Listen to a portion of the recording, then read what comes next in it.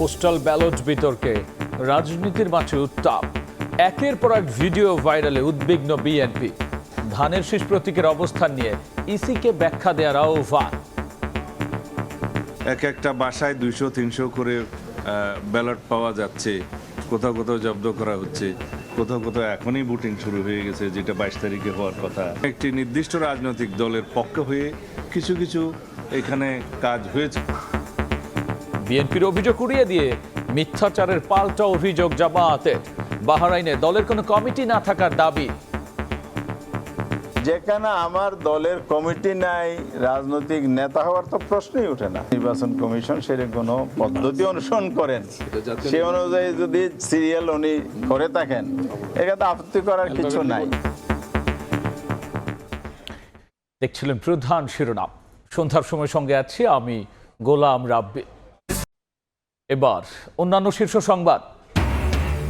দেশে ফিরে প্রথমবার প্রধান উপদেষ্টার সঙ্গে বৈঠকে বসতে যাচ্ছেন বিএনপি চেয়ারম্যান। যমুনায় সপরিবারের সৌজন্য সাক্ষাৎ করবেন তারেক রহমান। জামাত সহ 11 দলের সঙ্গে ইসলামী আন্দোলন থাকবে কিনা চূড়ান্ত ঘোষণা কিছুক্ষণ পর। আসন সমঝোতা নিয়ে এখনো কাটেনি মতভিন্নতা, জোট অক্ষুণ্ণ থাকার আশা নেতাদের। জুলাই অভ্যুত্থানে অংশগ্রহণকারীদের দায়মুক্তি দিয়ে অধ্যাদেশ উপদেষ্টা পরিষদে অনুমোদন। সব ফৌজদারি মামলা প্রত্যাহার করবে সরকার, নতুন করে করা যাবে না কোনো মামলা।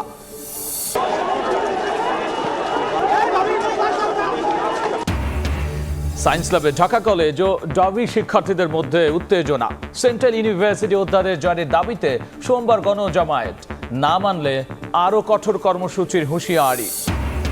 এবং ক্রিকেটারদের দাবির মুখে বিসিবি পরিচালক নাজমুল ইসলামকে অব্যাহতি। পদত্যাগের ঘোষণা না আসা পর্যন্ত বয়কট চলবে বলল কোয়াব। অনির্দিষ্টকালের জন্য স্থগিত বিপিএল।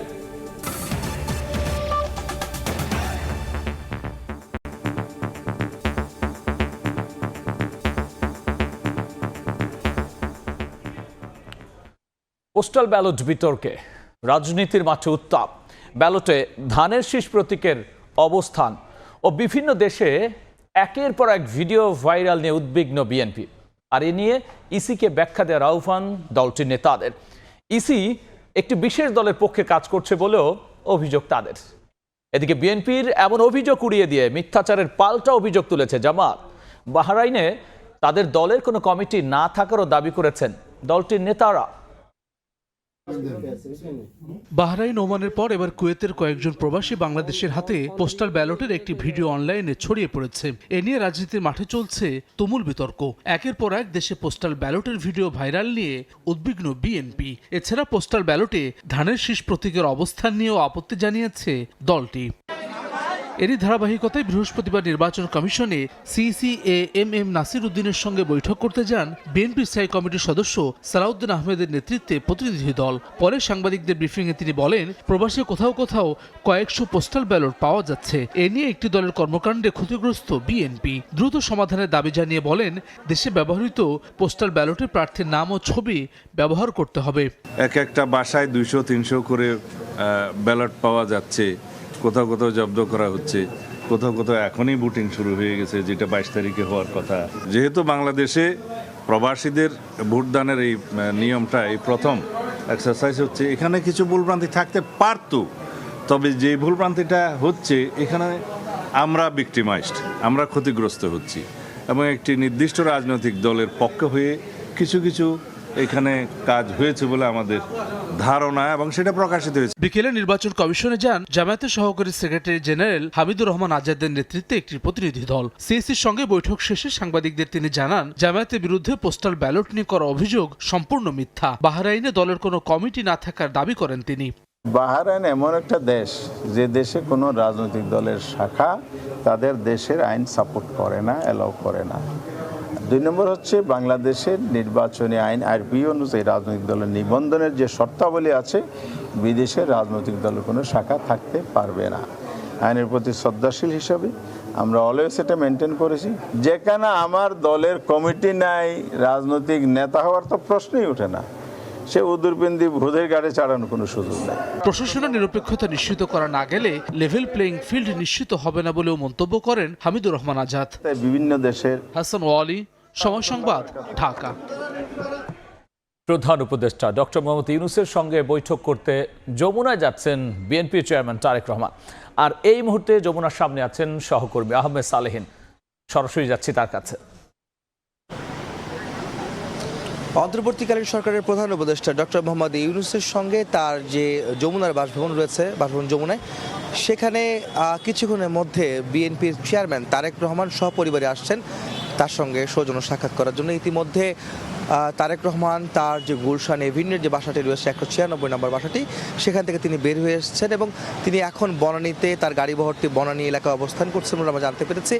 তিনি কিছুক্ষণের মধ্যে হয়তো 20 মিনিটের মধ্যে হয়তো এই প্রধান উপদেষ্টার বাসভবন যমুনা এসে পৌঁছাবেন এবং তার সঙ্গে আমরা জানতে পেরেছি যতটুকু সেটি হচ্ছে সেটা তার সহধর্মিণী ডাক্তার জুবাইদা রহমান এবং তার মেয়ে ব্যারিস্টার জাইমা রহমান তাদের সঙ্গে রয়েছেন। তবে বিএনপির কোনো নেতা সঙ্গে আছেন কিনা সেটা আমরা নিশ্চিত হতে পারিনি। এর কারণ হচ্ছে যে বিএনপি মহাসচিব মির্জা ফখরুল ইসলাম আলমগীর এখন থেকে আধা ঘন্টা আগেই তারেক রহমানের বাসা থেকে বের হয়ে গিয়েছেন, সেটা আমরা জানতে পেরেছিলাম। অর্থাৎ তিনি যে তার সঙ্গে নেই সেটা আমরা নিশ্চিত হতে পেরেছি। অর্থাৎ যেটি আইন উপদেষ্টা আসিফ নজরুল যেটি বলছিলেন যে সম্পূর্ণ এটি আসলে পারিবারিক একটি সৌজন্য সাক্ষাৎ, তারেক রহমান তার সপরিবারে তিনি তার পরিবার ডক্টর মোহাম্মদ ইউনূসের সঙ্গে তিনি সাক্ষাৎ করবেন, তাই কিন্তু হতে যাচ্ছে সেটা আমরা বলতে পারি। যদিও আমরা শুনছিলাম যে বিএনপির মহাসচিব এবং স্থায়ী কমিটির কয়েকজন সদস্য থাকতে পারেন এই সৌজন্য সাক্ষাৎ অনুষ্ঠানে। আপনারা জানেন যে তারেক রহমান 25 ডিসেম্বর যখন ঢাকায় ফিরেন 17 বছর পর, তাকে নিরাপত্তা দেওয়া এবং তার যাত্রাপথ এবং তার সমস্ত আয়োজনে সরকার পক্ষ থেকে সহযোগিতা করা হয়েছিল এবং তারেক রহমান ঢাকায় নেমেই কিন্তু ডক্টর মোহাম্মদ ইউনূসের কাছে ফোন করে তিনি তাকে কৃতজ্ঞতা প্রকাশ করেছিলেন, ধন্যবাদ জানিয়েছিলেন। একই সঙ্গে তার কয়েকদিন পরই তারেক রহমানের মা বেগম খালেদা জিয়া তিনি ইন্তেকাল করলে, অর্থাৎ 30 ডিসেম্বর ইন্তেকাল করার পরে তার যে ইন্তেকালের প্রক্রিয়া এবং ইন্তেকালের যে পরে যে জানাজার আয়োজন যেটি ছিল সরকারের পক্ষ থেকে আয়োজন করা ছিল, সেখানে নিরাপত্তা এবং সব কিছু মিলে যে সহযোগিতা সরকার করেছিল সেই বিষয়ে আসলে আনুষ্ঠানিক ধন্যবাদ জ্ঞাপনের জন্য মূলত আজকে তারেক রহমান সপরিবারের বিএনপি চেয়ারম্যান তারেক রহমান তিনি আজকে আসছেন যমুনায় ডক্টর মোহাম্মদ ইউনূসের সঙ্গে সৌজন্য সাক্ষাৎ করতে এবং এটা আনুষ্ঠানিকভাবে তার এই সৌজন্য সাক্ষাৎ হতে যাচ্ছে। এর আগে 13ই জুন আপনারা জানেন যে গত বছরের লন্ডনে তিনি বৈঠক করেছেন ডক্টর মোহাম্মদ ইউনূসের সঙ্গে। তো এই ছিল আমার কাছে যমুনার সামনে থেকে সবশেষ খবর।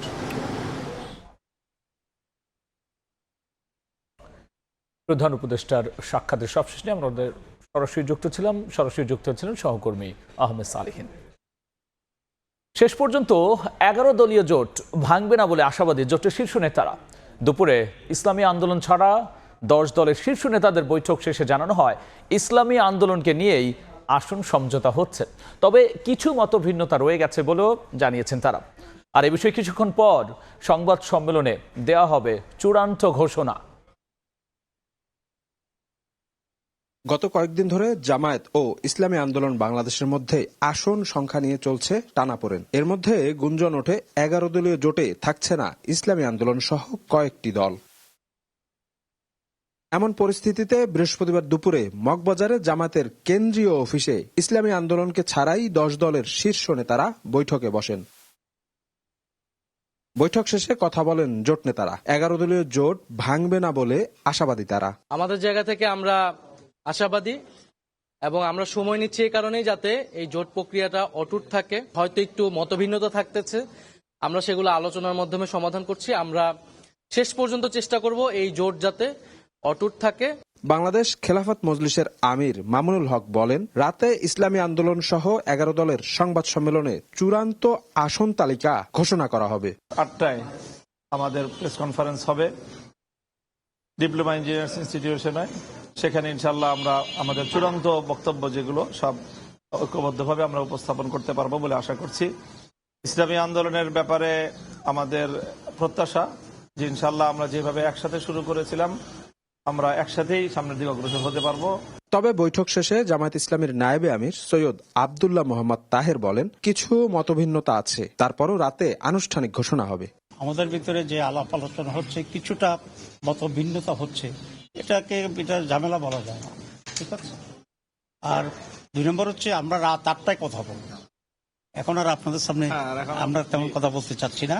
রাজধানীর ডিপ্লোমা ইঞ্জিনিয়ার্স ইনস্টিটিউশনে রাত 8টায় যৌথ সংবাদ সম্মেলনের ঘোষণা দিয়েছে দলগুলো। শফিক মুন্সি, সময় সংবাদ, ঢাকা। এই মুহূর্তে রাজধানীর ডিপ্লোমা ইঞ্জিনিয়ার্স ইনস্টিটিউশনে আছেন সহকর্মী শফিক মুন্সি। এ বিষয়ে সবশেষ জানতে সরাসরি যাচ্ছি তার কাছে। রাজধানীর এই ডিপ্লোমা ইঞ্জিনিয়ার্স ইনস্টিটিউশন কিন্তু এই মুহূর্তে অগণিত সাংবাদিকদের তারা এসেছেন এখানে, এবং আমার পিছনে যে আসনগুলো আসলে দেখা যাচ্ছে সেই আসনগুলোতে 11 দলীয় নেতাদের, শীর্ষ নেতাদের নাম দিয়ে রাখা হয়েছে রিজার্ভ করে সিটগুলো। আমরা জানি যে রাত 8টায় আজ 11 দলীয় জোটের যে নির্বাচনী সমঝোতা জোট সেটির চূড়ান্ত ঘোষণা দেওয়া হবে, এবং সেখানে কোন দল আসলে কতটি আসন পাচ্ছে সে বিষয়টিও পরিষ্কার করবেন বলেই আমরা জেনেছি। এর আগে দুপুরে কিন্তু রাজধানীর মগবাজার জামাতের কেন্দ্রীয় কার্যালয়ে ইসলামী আন্দোলন বাংলাদেশ বাদে অন্য যে 10টি দল আছে এই 11 দলীয় ঐক্যজোটের, তারা একটি সভা করেছে, এবং সভার শেষে কিন্তু তারা জানিয়েছে যে আজ এই ঘোষণাটি তারা দিতে যাচ্ছে, কারণ কয়েকদিন যাবতই কিন্তু এই দলটিতে ইসলামী আন্দোলন সহ অন্য কয়েকটি দল থাকবে না এমন গুঞ্জন শোনা যাচ্ছিল। এবং আমাদের কাছে সর্বশেষ যে খবর আছে যে এই মুহূর্তে বাংলাদেশ খেলাফত মজলিসের যিনি আমির মামুনুল হক, তিনি ইসলামী আন্দোলন বাংলাদেশের যে কেন্দ্রীয় কার্যালয় সেখানে রয়েছেন, এবং সেখানে ইসলামী আন্দোলন বাংলাদেশের আমির সহ অন্যান্য সিনিয়র নেতৃবৃন্দের সাথে তারা বৈঠকে আছেন, এবং তাদের সকলে মিলে আজ 8টায় এখানে উপস্থিত হয়ে একটি সংবাদ সম্মেলনে তাদের পরবর্তী পদক্ষেপ ঘোষণা করবেন বলেই আমরা জেনেছি। তো এই ছিল আমার কাছে 11 দলীয় জোটের যে সংবাদ সম্মেলন সে বিষয়ে সর্বশেষ। 11 দলীয় জোটের সবশেষ নিয়ে আমরা সরাসরি ছিলাম কাকরাইলে। এবার খেলার খবর। বিসিবি পরিচালক নাজমুল কান্দে তুলকালাম ক্রিকেটারদের খেলা বয়কটের ঘোষণার পর তাকে ফিন্যান্স কমিটির চেয়ারম্যানের পদ থেকেও অব্যাহতি দিয়েছে বোর্ড। তারপরও মাঠে নামেননি ক্রিকেটাররা। পরিচালনা পর্ষদ থেকেও নাজমুলের পদত্যাগের দাবি তাদের। দিনের 2 ম্যাচেই বাতিল হওয়ার পর অনির্দিষ্টকালের জন্য বিপিএল স্থগিত রাখার সিদ্ধান্ত নিয়েছে গভর্নিং কাউন্সিল।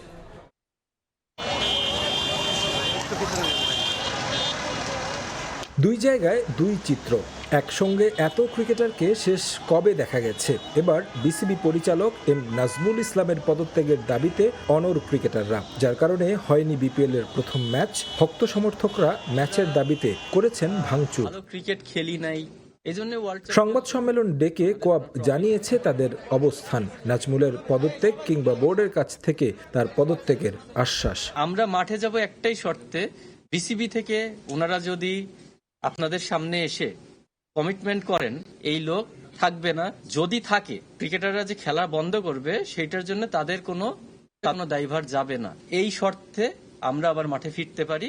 এটা নাজমুলের পদত্যাগের সঙ্গে নানা ইস্যুতে বোর্ডের অবহেলার কথা তুলে ধরেন ক্রিকেটাররা। উনি যে মন্তব্যটা করেছেন আমি জানি না উনি কিভাবে করেছেন, বুঝে করেছেন না না বুঝে করেছেন। শুধু প্রিমিয়ার লিগ না, first division, second division, third division সবাই মিলে আসলে যাতে ক্রিকেট খেলাটা যথাযথভাবে মাঠে হয়। দূর দূরান্ত থেকে এসে এভাবে প্রতারিত হওয়ায় ক্ষোভ দর্শকদের। আমরা অনেক কষ্ট করে ম্যানেজ করে আসছি, যে যদি খেলাটা যদি না দেখতে হয় তাহলে তো আমাদের এটা বৃথা গেল। বসে আলাপ আলোচনা করে দ্রুত সময়ের মধ্যে খেলাটা যেন মাঠে গড়ে আমরা সেই প্রত্যাশা করি। এসব দাবির মুখে নাজমুলকে বোর্ডের কার্যক্রম থেকে অব্যাহতি দেয়া হলেও ক্রিকেটাররা অনড় পদত্যাগের দাবিতে, তাই মাঠে গড়ায়নি দ্বিতীয় ম্যাচও, যে কারণে অনির্দিষ্টকালের জন্য বন্ধ বিপিএল। ক্রিকেটার ও ক্রিকেট বোর্ড দ্বিমুখী অবস্থার কারণে অনিশ্চয়তায় দেশের ক্রিকেট। তারেক হাসান শিমুল, সময় সংবাদ, ঢাকা। জুলাই গণঅভ্যুত্থান দায়মুক্তি আইন অনুমোদন দিয়েছে উপদেষ্টা পরিষদ। এই দায়মুক্তি নিয়ে কেউ চ্যালেঞ্জ করলেও তা টিকবে না। বিকেলে ফরেন সার্ভিস একাডেমিতে সংবাদ সম্মেলনের কথা জানিয়েছেন আইন উপদেষ্টা আসিফ নজরুল। আইন অনুমোদন হওয়ায় জুলাই আগস্ট রাজনৈতিক প্রতিরোধের ফৌজদারি মামলা থাকলে সরকার প্রত্যাহার করবে বলেও জানান আইন উপদেষ্টা। সরকারি চাকরিতে কোটা পদ্ধতি বাতিলের দাবিতে আন্দোলন নানা ঘটনায় রূপ নেয় সরকার পতনের এক দফায়। রক্তক্ষয়ী আন্দোলনে শহীদ হন ১৫০০-এর বেশি ছাত্র জনতা, অঙ্গহানি আর গুরুতর আহতের সংখ্যা প্রায় ২০,০০০। শেখ হাসিনা সরকারের পতনের পর আন্দোলনে নেতৃত্ব দেয়া ছাত্রদের দাবি ছিল আন্দোলনকারীদের আইনি সুরক্ষা নিশ্চিত করতে হবে। অবশেষে আসলো সেই ঘোষণা। বৃহস্পতিবার উপদেষ্টা পরিষদের বৈঠকে জুলাই অভ্যুত্থানে অংশগ্রহণকারীদের দায় মুক্তি দিয়ে অধ্যাদেশের অনুমোদন দেয়া হয়। পরে ফরেন সার্ভিস একাডেমিতে সংবাদ সম্মেলনে আইন উপদেষ্টা জানান, এখন থেকে অভ্যুত্থানকারীদের বিরুদ্ধে নতুন করে মামলা করা যাবে না, বাতিল করা হবে আগের ফৌজদারি মামলাও।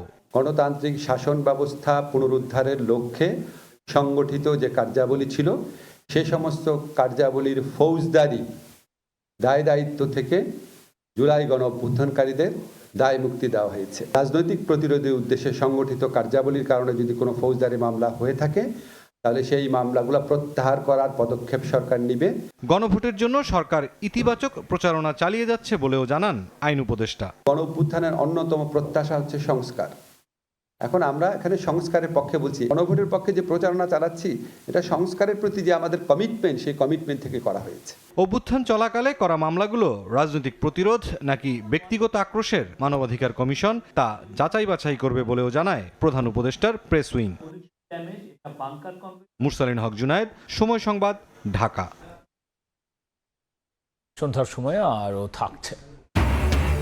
বাংলাদেশ সহ ৭৫টি দেশের অভিবাসী ভিসা প্রক্রিয়া স্থগিতের সিদ্ধান্ত যুক্তরাষ্ট্রের। ২১ জানুয়ারি থেকে কার্যকর। সরকারি সুবিধার উপর নির্ভরশীলতা ঠেকাতেই পদক্ষেপ। ওসমান হাদি হত্যার বিচার দাবিতে কাল ঢাকায় বিক্ষোভ মিছিল, সারা দেশে সমাবেশের ঘোষণা দিয়েছে ইনকিলাব মঞ্চ। বিকেলে ঢাকা বিশ্ববিদ্যালয়ের মধুর ক্যান্টিনে সংবাদ সম্মেলনে কথা জানান ইনকিলাব মঞ্চের সদস্য সচিব আব্দুল্লাল জাবের। বাংলাদেশের স্বাধীনতাকামী ইনসাফের লড়াইয়ের সৈনিকদেরকে আহ্বান জানাচ্ছি বাংলাদেশের প্রতিটি জেলা, উপজেলা এবং বিভাগীয় শহর, ইউনিয়ন, গ্রামে শহীদ ওসমান হাদির হত্যার ব্যাপারে আপনারা আগামীকাল বিক্ষোভ মিছিল এবং সংক্ষিপ্ত সমাবেশ কর্মসূচি পালন করুন। বাংলাদেশের জনগণ আমাদের সাথে আছে। শুধুমাত্র বাংলাদেশের যাতে শান্তি শৃঙ্খলার যে পরিস্থিতি এটা যাতে স্বাভাবিক থাকে, এই জন্য আমরা এখন পর্যন্ত শান্তিপূর্ণভাবে আছি। আমাদেরকে দয়া করে অশান্ত কইরেন না। দেখছেন সন্ধ্যার সময়। নির্বাচন কমিশনের ব্রিফিং চলছে, আমরা সরাসরি যুক্ত হচ্ছে সেখানে। যে ২১শে জানুয়ারি যে চূড়ান্ত প্রার্থী তালিকা প্রকাশিত হবে তার আলোকে যদি আমরা ওই সময়ের মধ্যে প্রিন্ট করে শেষ করে ফেলতে পারি, আর যেহেতু এবার ঢাকা থেকে ডিসপ্যাচ করব, আমরা হয়তো আমাদের পূর্ববর্তী ডিসিশনটা রিভিউ করে অ্যাকচুয়াল ব্যালট দিয়ে দিতে পারি। এটা নিয়ে আমরা ভাবছি, আগামীকালকে আমরা এই সিদ্ধান্তটা জানিয়ে দিব। অঙ্গীকারপত্রে এবং ব্যালটে একই ধরনের সিরিয়াল নাম্বার দেওয়া, এটা কি গোপনীয়তা লঙ্ঘন করে কিনা? জি না, এইটাই রিকোয়ারমেন্ট। তা না হলে আমরা আরেকটা জিনিস বলে রাখি আপনাদেরকে, আমাদের আরেকটা সেফটি মেকানিজম আছে। সেই সেফটি মেকানিজমটা হচ্ছে লাইভ ভেরিফিকেশনের মাধ্যমে ভোট প্রদান করা। সন্ধ্যার সময় বাংলাদেশ সহ ৭৫টি দেশের অভিবাসী ভিসা প্রক্রিয়া স্থগিত করার সিদ্ধান্ত নিয়েছে যুক্তরাষ্ট্র। আগামী ২১ জানুয়ারি থেকে এই সিদ্ধান্ত কার্যকর হচ্ছে। এক প্রতিবেদনে এই তথ্য জানিয়েছে সংবাদ মাধ্যম ফক্স নিউজ। এই কড়াকড়ির মূল কারণ হিসেবে পাবলিক চার্জ আইনকে সামনে আনা হয়েছে। সংবাদ মাধ্যমটি বলছে, যারা যুক্তরাষ্ট্রে গিয়ে সরকারি আর্থিক সুবিধার উপর নির্ভরশীল হতে পারেন তাদের প্রবেশ ঠেকাতেই এমন সিদ্ধান্ত।